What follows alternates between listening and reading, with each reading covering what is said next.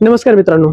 एक चूक आणि लाखोचं नुकसान असं काय म्हणतोय मी, कारण घर घेताना बहुतेक वेळेला तुम्ही बिल्डर लोकांकडून एकच गोष्ट ऐकलेली असते, ते म्हणजे काय 1000 square foot super built up area.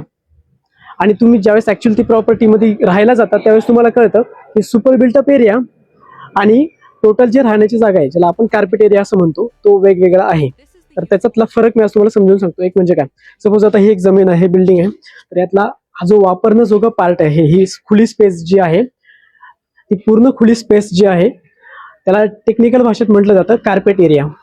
आणि ज्यावेळेस या कार्पेट एरियामध्ये या भिंती, वरचं बाल्कनी, भिंती, बाल्कनीचा एरिया आणि अशी स्टोरेज जी ऍक्च्युली ज्यामध्ये तुमचं बेडरूम, वॉर्डरूम, किचन आणि हे सामान वाहत नाही, अशा सगळ्या जागेला सुपर बिल्टअप एरियामध्ये कॅल्क्युलेट केलं जातं. पण ज्यावेळेस फक्त आपण कार्पेट एरिया मोजतो तर तो तुम्हाला ऍक्च्युली वापरायला मिळणारी जागा असते.